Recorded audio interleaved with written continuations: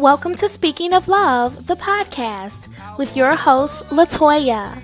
This podcast was created as a platform for spreading love.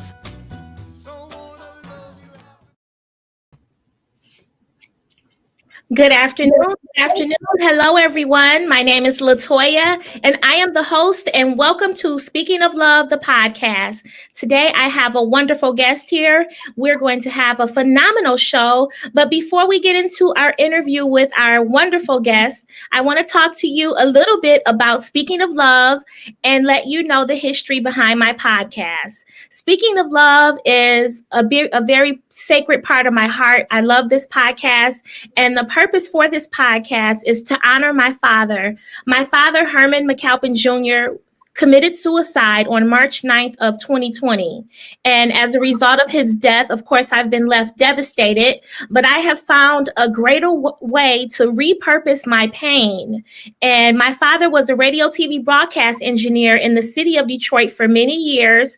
And while I'm talking about him, I'm going to put his photograph right in the very top of our broadcast here, his photograph. And my dad committed suicide. So he was a radio TV broadcast engineer, and he had a radio show many years ago called Speaking of Sports. And so I have adopted the name Speaking of Love for my podcast in honor of his love and passion, which was public speaking. He loved talking to people. He was an award-winning radio show host, and he made so many wonderful contributions to our world today. So I just want to honor him. And I also want everyone to know that I have become a suicide awareness advocate, and I am here for you to talk about different aspects of life and just to let you know that love is the thing that makes all things beautiful. So just know that you are beautiful, you are loved, and your life matters. So today we have a wonderful guest here on the podcast, Speaking of Love. Let me give you an introduction of my guest. Her name is Cassandra Dr K Brown. She is highly sought after. She is a preacher, teacher, and motivational speaker, most known for clearly communicating timeless truths with practical applications for today's world. She has spoken to thousands of people and helped them apply biblical examples of their everyday life. She has a 25-year track record of experience as an ordained non-denominational minister. Cassandra was dubbed by Dr. K an outline prayer and study group with whom she met daily for 15 months. Welcome to Speaking of Love, Dr. K. Hi there, Latoya. Thank you so much for the opportunity to join you today. And I love your backstory. I think that repurposing your pain, I love that statement, but repurposing your pain by creating a podcast in honor of your dad and his love for speaking and encouraging people, even though he had that unfortunate of becoming discouraged himself. It's so interesting that we can encourage others yet become discouraged. And I think that comes from forgetting. We get so I don't want to say caught up, but helping people really does feel good. But sometimes we can get so into helping others that we don't actually take care of ourselves. It's like the beautician who makes everybody else's hair look great. When her hair goes undone, the mechanic who fixes everybody else's car and his breaks down on the side of the road. We get so caught up in helping others that we forget to care. We care for others and forget to care for ourselves. So I love what you're doing to care for yourself. This is working for you both ways, internally and externally. Yes, Dr. K, you are so correct. My dad was a person. There were times in my life when I was going through hard times and I just felt like I wanted to give up on life. And I would call him and he would help me come down off the ledge. He would talk me off the ledge. And for him to go away from me in this world the way he did, it was very, very difficult because he was the person that uplifted everyone. So you're correct. Yeah. So, Dr. K, talk to me about you in your early years. When you were young, did you ever envision your life as an ordained minister? I did. I wanted to be a preacher. I can remember the first time being about 11 or 12 years old and watching my pastor in the pulpit and saying, one day that's what I want to do. I want to teach people about God. I want to teach people about Jesus, but I don't want to do it from the Sunday school room. I've always wanted to do it from the pulpit. Now, Sunday school room, I don't have a problem with. I've taught Sunday school. I've taught youth. I've taught women. I've taught Bible study. I currently teach about an online Bible study. But the pulpit always had a particular pull for me. The interesting thing, though, even though feeling that around 11 or 12 or so, the churches that I grew up in did not accept women in ministry. Wow. You talk about being pulled in weird directions because they didn't accept women in ministry. Whenever that thought popped out, it was, okay, well, God didn't call women to preach. He doesn't call women to preach, so you can't preach. Figure out something else to do. Exactly. So at what age did you have your very first speaking experience? I actually accepted my call to the ministry when I was 24 years old. Okay. My trial sermon at the age of 24. What God did uniquely, I channeled the desire to speak into a desire to sing. So I wanted to become a gospel singer because I wasn't allowed to preach, but we were allowed to sing. So I wanted to become a gospel singer. I grew up in Dallas, Texas. I decided to go to school at Berklee College of Music in Boston, Massachusetts. And that's where I finally came to grips with the fact that I was not a singer, I was a preacher.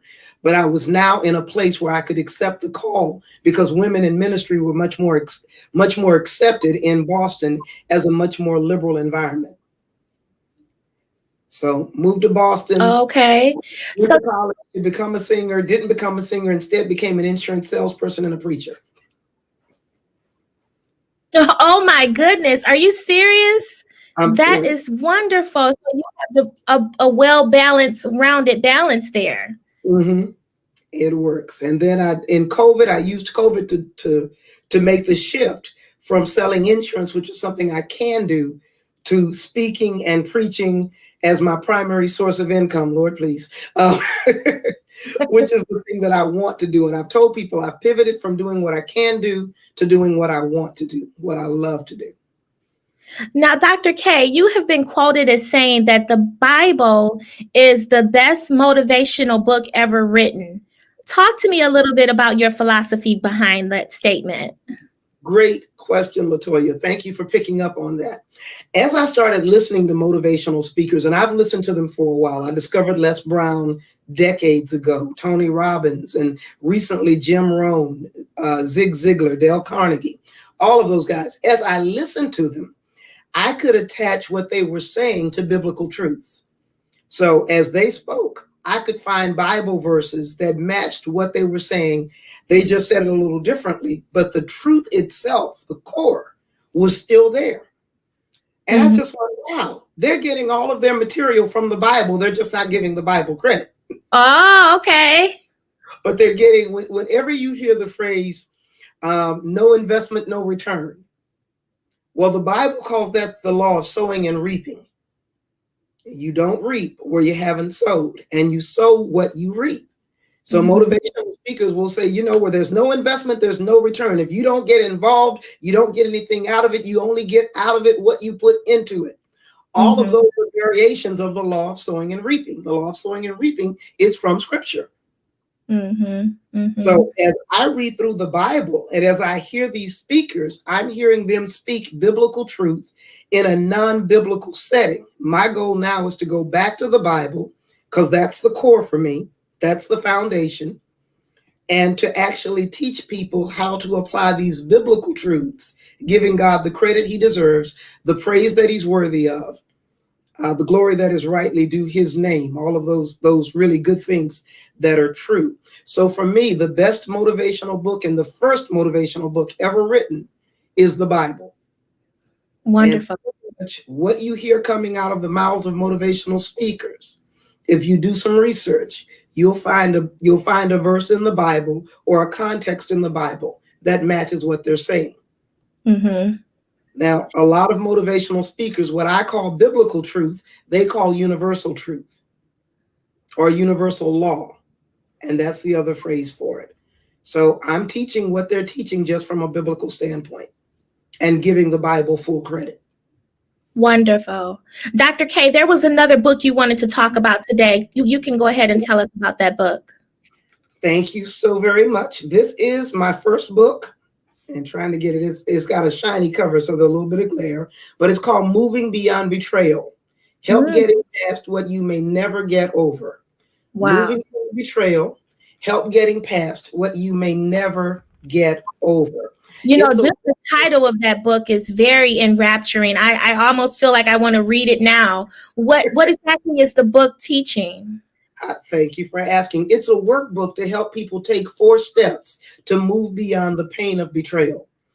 Everybody is affected by betrayal somehow in their lives. It can be a friend telling your secret.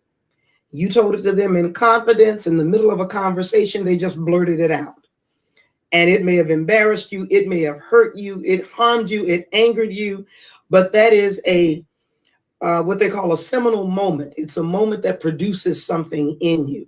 Yes. Betrayal happen in marriages. They happen between business partners. Believe it or not, they happen with jobs. If you come into your office one day and you get to your desk and there's a security guard waiting there with a box telling you that you have to pack everything up and leave, that's a betrayal. You didn't see it coming. Nobody told you you were about to be fired, and fired in that kind of way, or terminated in that kind of way. Or you go to work one day, everything's fine. You go to lunch with some friends, you come back, and there are pink slips on different people's desks. And they're being told that today is their last day at work. There you go. That's a betrayal between your business, because you have a perceived trust. I'm showing up at work. I'm doing my job. You're going to pay me for my time. And then we kind of believe, or we expect, that we're going to give each other 2 to 4 weeks notice if something happens. People were betrayed by Enron. I don't know how old you are, if you remember the Enron reference, but Enron was a large corporation that had numerous employees who were counting on Enron for their pensions. So they were socking away money from their incomes, giving it to Enron to invest, so that when they retired, they'd have money coming in to support them. Well, the Enron heads stole the money, invested it. So all of those people found out that what they had relied on to be available to them when they retired was gone. Yep. So betrayals happen in all kinds of forms. Betrayals happen even as children. One of the ladies who read my book told me that when she first started reading it, and it's a workbook, we go through 4 different steps and the phases of the 4 steps. She said as she started reading it, and the book said, think of a betrayal, something that happened to her as a child immediately popped into her mind. She said she hadn't thought about it, but it had been secretly kind of in the back of her mind. And this book saying, think of a time when you've been betrayed. Let's work through that pain. And she was finally able to, and we're talking 30, 40, 50 years, finally able to resolve that relationship with that childhood friend who she's still in touch with. That they've just never been able to take their relationship beyond, hey, you remember when? Girl, you still talking about that? And now they're able to have a different conversation because that pain has finally been resolved.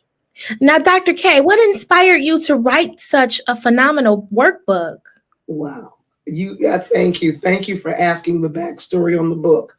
That group of ladies that I met with for 15 months, I got the name Dr. K from a group of ladies. We were in online prayer group. We started out as a phone call, then we moved to Zoom conferences, and they have become, we call each other the Corner Sisters. But I started out the group, I was pretty quiet, and then one day they got into a conversation where I jumped into the conversation and started sharing. The leader of the group said, ooh, and my name is Cassandra. She said, ooh, you have so much information. From now on, I'm calling you Dr. K. That's it. That's your new name. And it stuck. The next day she called me Dr. K. The day after she called me Dr. K. Later on, all the women were calling me Dr. K. So it stuck. That's how I got the name. But every woman was asked to teach, because we went from prayer to Bible study to topical study. And it was teach anything that you know about. Well, I've been a teacher for 20 years by that time, and I know about the Bible. So I said, let me teach something from scripture. I looked at the life of Leah, and I had written a sermon several years prior called "While Waiting for You, I Found Me." Wow. Leah's story is recorded in the book of Genesis, that I believe the 26th through the 29th chapters. Leah is married to a man who's in love with her sister. Wow. And it's her father who tells her to marry him. Wow. So that Leah's story starts out with betrayal. And that's what started this whole ball rolling. As I taught on Leah's life, I did an entire section on dealing with betrayal. And a lot of ladies said, nobody else is talking about this. Nobody else is teaching how to deal with this. You ought to write a book. And they've been telling me to write the book for about 2 years. I met the challenge. I wrote the book, but I didn't do anything with it because I figured, who's going to buy it? What good is it going to be?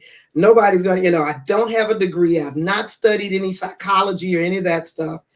And the leader of the group said, yeah, but you've lived through betrayal and you know how you got beyond it. So write the book because somebody else needs to read it. And in doing so, you're going to help millions of people. That's the goal. That's the goal, is to get the word out that for people who are dealing with the pain of betrayal, going through divorce, finding out that somebody you thought one thing about proved to be something else. If you're dealing with the pain of betrayal, past or present, this book will help you walk through it. There are 4 steps. The first step is self-care. So we talk about identifying your emotions and processing them. We talk about eating healthy. We talk about caring about yourself and allowing yourself that time that you need to pull back and start that initial healing. When we get cut, we don't leave that cut open. We cover it up. We put a little antibacterial on it, and then we cover it so that it has time to sit secluded and the body can begin the process of healing. So we talk about self-care and what that means. Then after we've dealt with self-care, then we need to move on to forgiveness. And I walk people through this. That's probably the hardest part. That's a difficult part. It's a difficult part because people misunderstand forgiveness. And they think when I forgive, that means that they're going to get away with it. Nothing's going to happen to them. And it really is not about, forgiveness is not about the other person. It's about us. Forgiveness is the medicine that we take for ourselves. Unforgiveness is the poison we prepare for someone else, and then we consume it. Wow.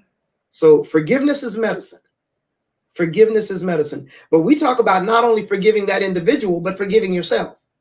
A lot of people are holding themselves guilty in a betrayal situation because they didn't see it coming. How could I trust this person? Why didn't I see it coming? Why didn't my spidey senses tingle? Why didn't somebody tell me? Why didn't I believe the person who did tell me? So we end up taking ourselves through a lot. So I talk about forgiving the other person as well as forgiving ourselves.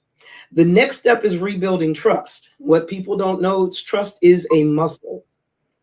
And when you are betrayed, that muscle can atrophy. Because when you are betrayed and that trust is injured, just like you injure a physical muscle, you ever wrenched your arm or hit your elbow, and for the next couple of hours, you don't want to move that arm, you don't want to move that elbow, you don't want anyone touching it, you just want to hold it close and cuddle it. Well, if you do that too long, it atrophies, which means it becomes useless. It breaks down, it deteriorates. Same with your trust. Betrayal is a violation of a trust. When trust is violated, we can sometimes, depending on the level of the violation, refuse to trust again. There are women now who were raped, who've never gotten married, never dated. They were in bad relationships in their college and teenage years, had an abusive boyfriend. And now as adults, they won't allow themselves to experience that again. So they shut down in the realm of trust, where we talk about how we rebuild trust. And at one point in the book, I recommend counseling. There's only so much the book can do for you. When I went through my divorce, which was the core of my betrayal experience, I had to get a counselor. I had suicidal ideations. I had 2 very good friends who helped me work through that, plus a professional psychologist. So in the book, I do recommend, if you need outside help, go get outside help. Find a good Christian counselor. and help to work through those things by asking the deep questions that you have to look inside yourself to get the answers to. Once we started to rebuild that trust, now we get to bring closure. We have to go back to that person, back to that situation, and have that difficult conversation. Now, someone might be thinking the person who did this to me is dead, or the person who did this to me, it's not a person, it's a company, and the company doesn't exist anymore. How do I handle that when I don't have access to the one who betrayed me? There's a way to do that, and it's in the book. So what if you don't want access to that person? What if you want to just forgive silently? Well, it's not just the forgiving, it's having the conversation. And that's what I'm saying. You don't have to be in that person's presence to have that conversation. Okay. So that's what we talk about doing, is how do you have a conversation when the person's in front of you? How do you handle that? And when the person is not available to you, how do you handle that? Because they're two different conversations, but both of them must be had. Got it. Dr. K, where can we find your book? Great question. You can find it in two places. It's on Amazon. So if you go to Amazon and just type in Moving Beyond Betrayal by Cassandra, and I think I'm Pastor K Brown, but by Cassandra Brown, it'll pop up. And you'll see this cover. If you don't see this cover, that's not the book. This is the cover. You can also go to my website. My personal website is www.thetiltedfedoratrainer.net. Thetiltedfedoratrainer.net. If you click on the products page, the book will pop up. Now, if you order the book from Amazon, if you've got Prime, you can get free shipping. If you order the book from me, you get it autographed. Now, Dr. K, talk to us about the Tilted Fedora. Tell us the history behind that. Thank you. I got my first fedora from my sons. I have 4 sons. All of them are doing well. Yes, God, thank you. All grown, and don't need a loan. I love it. My oldest son did a destination wedding in Antigua. And I think the 3 younger sons and me were out, sightseeing and whatnot. We saw a souvenir van, and the woman had a leopard fedora in the van. I tried it on. I thought it was cute. I'm looking at the mirror trying to decide, and my son went over and paid her for the fedora. So as I handed it back to her so we could keep walking, he said, "No, Mom, that's yours. It looks great on you." So I wore the fedora for the rest of that trip. On my way out, I found another fedora, started wearing them just because I like them. So when I got dressed to go out, I'd put on a fedora. I just thought it was cute. When I decided to move into public speaking, a friend of mine said, "You know what? You really look good in those tilted fedoras. Why don't you make that part of your brand?" And that's what happened. I said, "Okay, that's not bad." I always wear them tilted. You rarely see them. If they're flat, it's because they've fallen out of the tilt. But they're always tilted. I have 30 now from the original 2. And pretty much whenever I speak or I go live, most of the time I have on a tilted fedora. And training is what I love to do. I love teaching.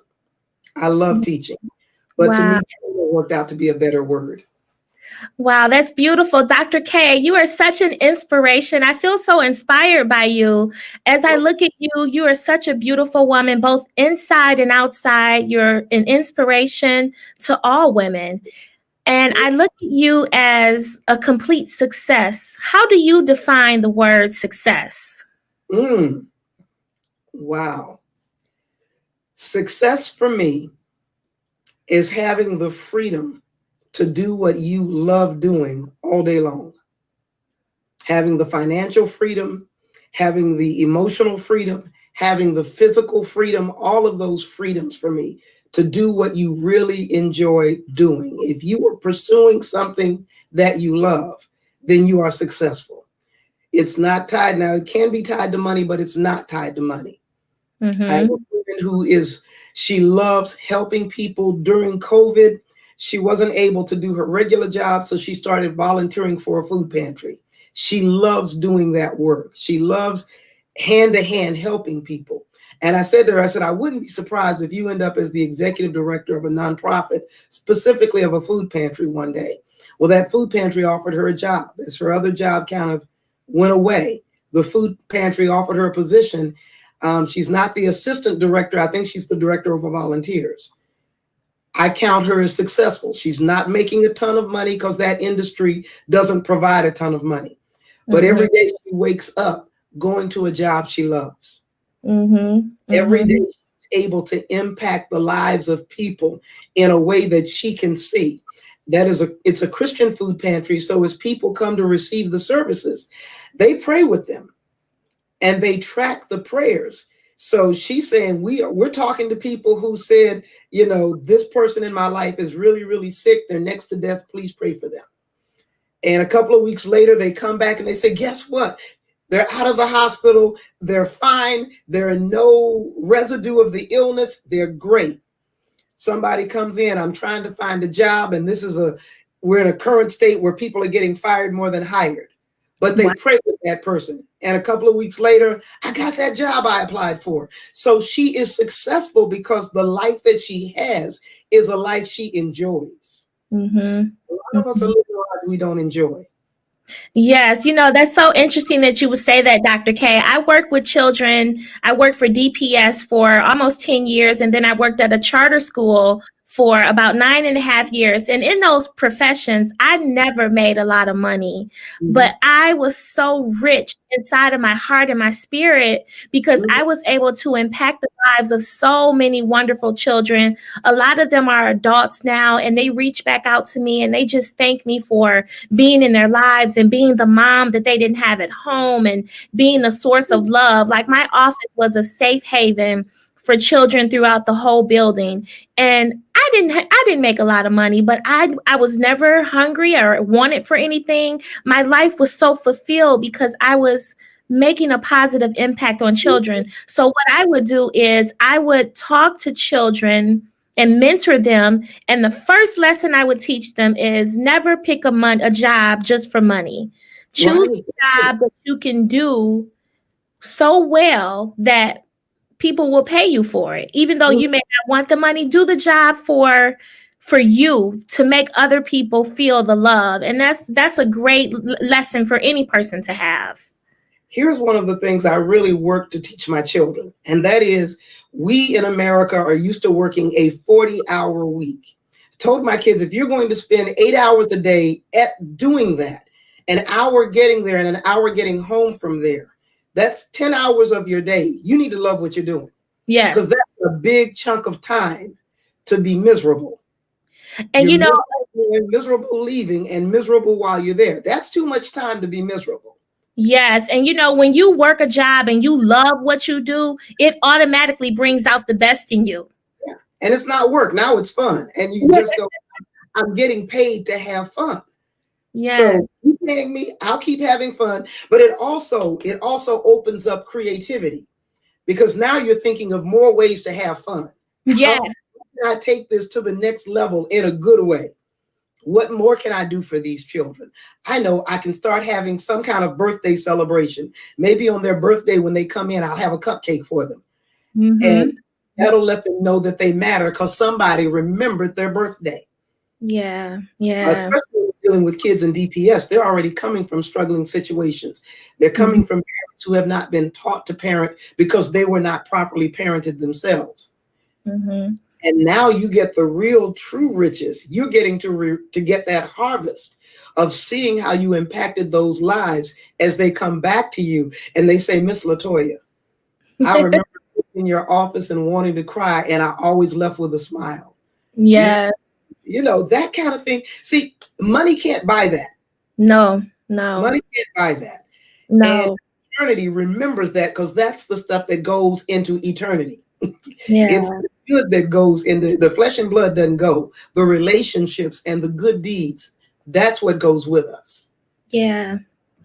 Yes, Dr. K, you have such a vibrant, magnetic energy about you. Is there something that you do every morning when you wake up to help get your day off to a good start?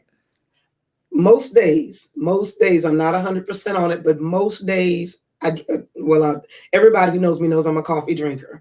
I drink coffee, but while I'm drinking coffee, I go through my morning meditations and my morning Bible readings. So I Okay. usually have 2 or 3 devotionals. There's something called the YouVersion app. I love the YouVersion app. So I will usually run through 3. I'm usually doing 3 or 4 different meditations. There's usually one on mindset. There's one on a particular book of the Bible, because I love reading through the Bible, and doing devotional is a really easy way to get through the Bible. Yeah. So I'll usually be reading something on a particular book of the Bible, or a couple of books, one on mindset and attitude, and then another one that is just general. How do you deal with relationships? How do you find fulfillment? Those kinds of things. I've learned that in speaking, speakers have to always be pouring back into themselves so that they have something to say. Yes. So every morning I start my morning as much as is humanly possible, unless I have, something major going on where I just don't have the time to do it.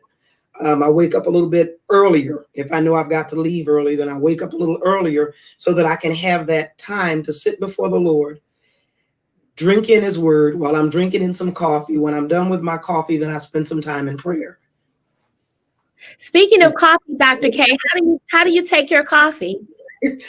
I take my coffee. I drink a mixture of caffeinated and decaffeinated. So it's 2-to-1 ratio.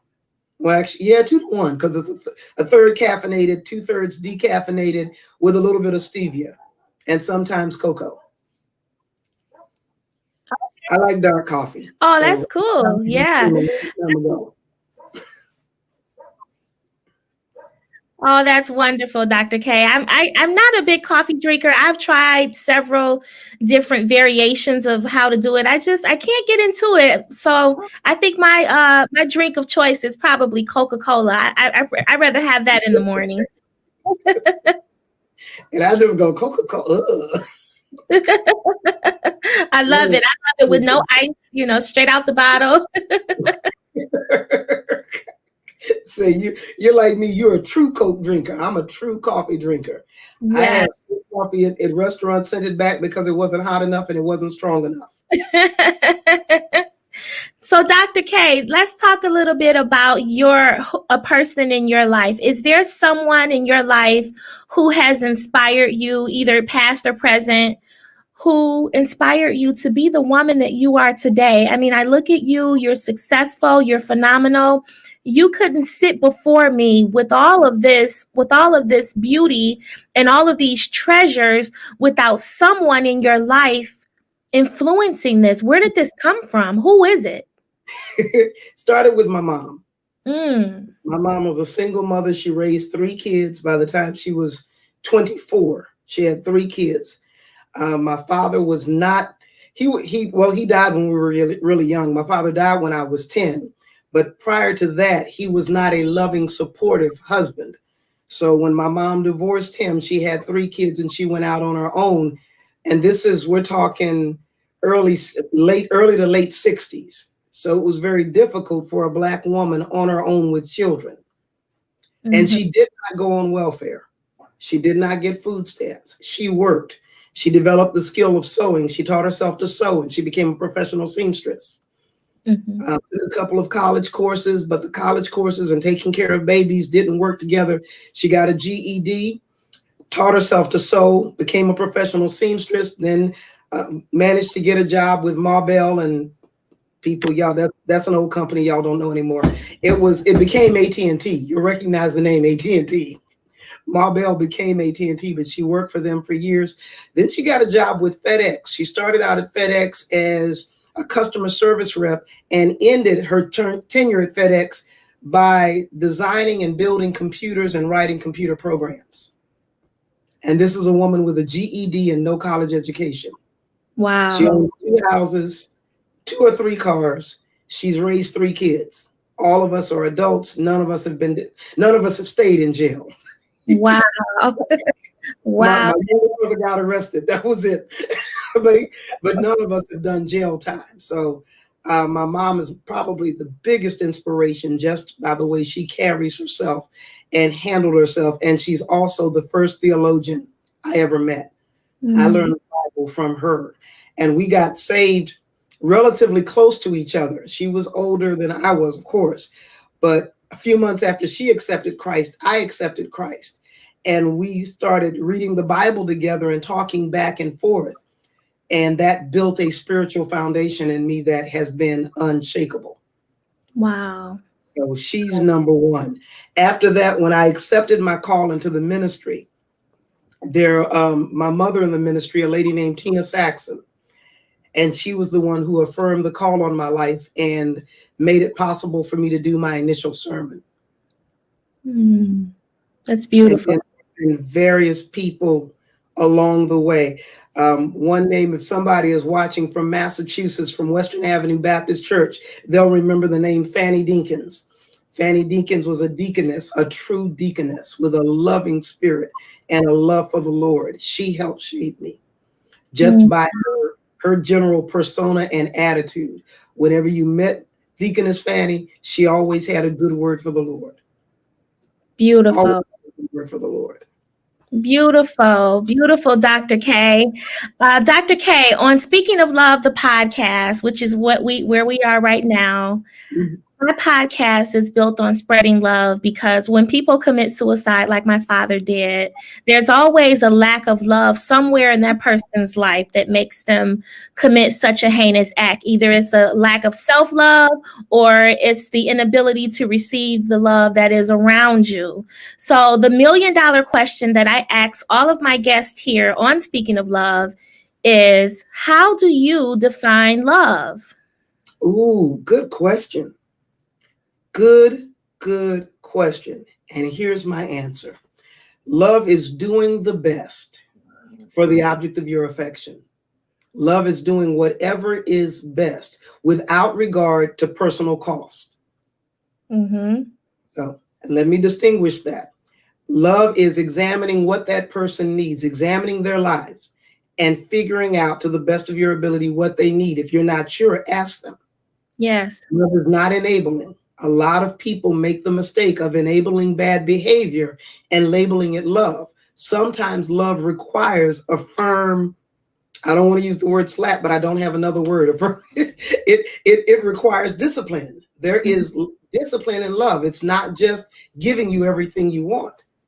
Sure. If you're a good friend of mine and I struggle with my weight, if I'm hanging with a good friend and we're both struggling with our weight, the least loving thing we can do for each other is buy dessert. The most loving thing we can do for each other is let's go get something to eat. Let's go grab a good salad. And let's leave off all of the sugary salad dressings. That's doing what's best. If I see you and I know that you're prone to whatever bad behavior, I'm not going to encourage you in that behavior if I love you. And I'm also not going to make it possible. Exactly. So love is doing what is best for the object of my affection without regard to personal cost. I'm going to do what's best for you if it cost me. I'm going to do what's best for you. And if what's best for you is saying, hey, let me pull you up because you're doing wrong, that's love. There's a verse in the Bible, and here comes a universal truth, a biblical law, biblical truth, universal law. But there's a verse in the Bible that says, more faithful are the wounds of a friend than the kisses of an enemy. That's a deep way to put it, isn't it? More faithful. That means more beneficial, more faithful, more trustworthy, is the wound of a friend. So a friend who tells you when you're doing wrong is better than that person who's kissing you and giving you accolades for doing wrong. That's an enemy. So the enemy kisses, the friend wounds, but the friend's wound is going to heal you, while the enemy's kisses will destroy you. Wow. Profound, very profound. I told you, the best motivational book ever written is the Bible. It's the Bible. There is so much stuff. Listen, there is so much stuff in the Bible that motivational speakers have not gotten. Because some of them, not all of them, I won't say, I can't tell where anybody is spiritually, but most of them have not all gotten deep into the word. They've listened to other motivational speakers who've picked up on, 11, 12, whatever laws, and they are promoting those. There are some others in the book. And I bet you most people have never heard more faithful are the friends of the wounds of an enemy, the wounds of a friend than the kisses of an enemy. Yeah. That's real. Yes, it is, Dr. K. Dr. K, we're wrapping up almost our interview here. I have really enjoyed speaking with you today. I do have another question for you. You have created such a wonderful life for yourself. You are helping people. You have an anointing over your life. I'm sure you've heard that before. But when the pages of your life are reviewed, what do you most want to be remembered for? What legacy are you leaving for Dr. Cassandra Dr. K Brown? The tilted fedora trainer. Fedora. I want to have been a good mother to my kids, a good example to the community. I had three. It was a good mother to my kids, a good example to the community, and a good servant to the Lord. That's it. I want people to learn biblical truth and to see the value of honoring that truth in their lives. And I'll leave you with this. There is no way to break the law.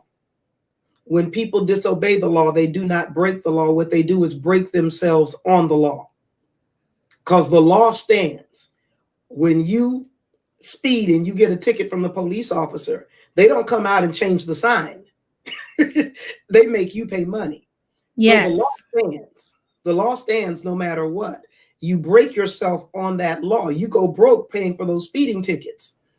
And you will eventually, if you get tired of paying for the speeding tickets, you will adjust your life, yourself, to the law. When you adjust yourself to the law, then you have a good life.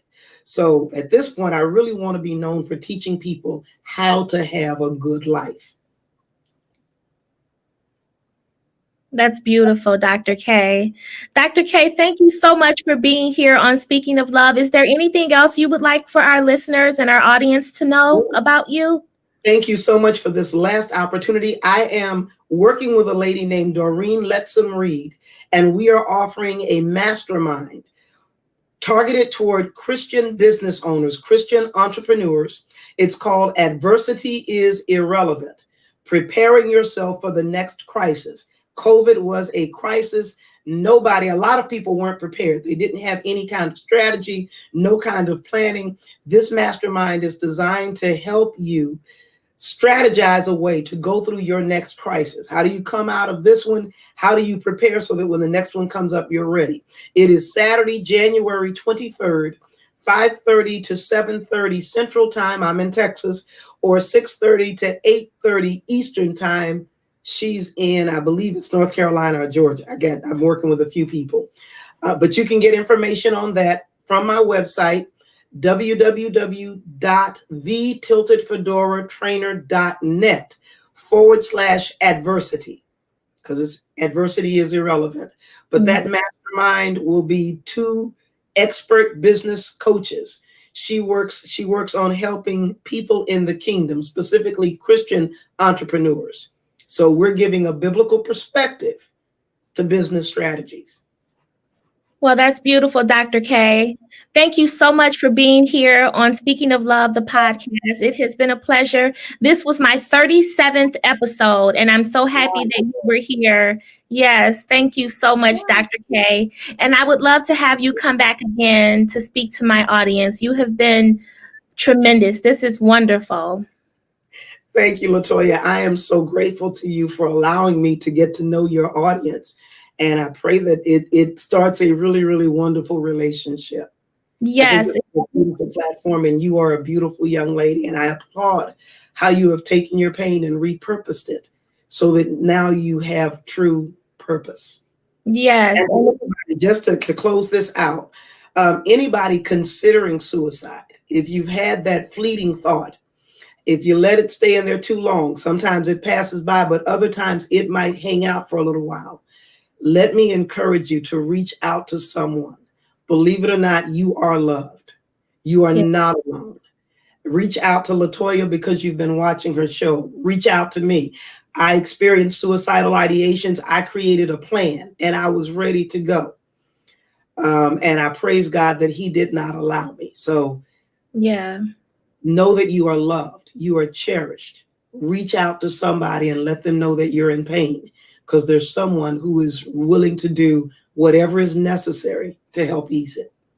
Yes, thank you for saying that, Dr. K. I think a lot of times when we're stuck in our pain or whatever we're going through in our lives, betrayal, what we have to realize is that there are people in our lives that love us. We may not feel the love at that time because of whatever is blocking it, but suicide only hurts the people that you leave behind. My dad is resting in peace right now. He doesn't know the nightmares that I have or the pain that I suffer from him being gone. So if anyone listening today or viewing, if you have suicidal thoughts, just think about the people who really love you and how devastated they're going to be, and how, like for example, I have to live the rest of my life knowing that he left the earth in such a horrible way. I mean, it's no other way to put it. And I think as people, we know that our parents are going to pass on. It's the natural flow of life. You know, your parents get sick and they pass away. He didn't die from like natural causes. He didn't die from a heart attack. You know, I remember the night I first got the phone call, I knew something was wrong. I thought it was maybe someone telling me he had a stroke or heart attack. So when people pass away in such an unexpected way, you're going to grieve differently, and the pain is differently too. So just think about your loved ones, because they're the ones that are going to suffer the most if you end your life. Yeah. And I'm going to end it on that note, Dr. K. Also, if anyone here watching needs to talk to someone about anything that you're going through, you can definitely reach out to me. My inbox is always open. I'm always available. But also the suicide awareness hotline is 1-800-273-TALK. 1-800-273-TALK. There are trained professionals there who will help you. And if you need someone to talk to, call us up. So thank you all for being here this week. Thank you. And this was episode 37. I'll be back. Well, actually, I won't be back next week on my podcast because it looks like Facebook has blocked a few of my features. So what I'm going to do is I'm not going to come back on next week, but the following week I will be back with Speaking of Love, another episode. Thank you, Dr. K, for being here. Thank you for my audience for being here. And we will be back again for another episode of Speaking of Love. Have a great day, everyone.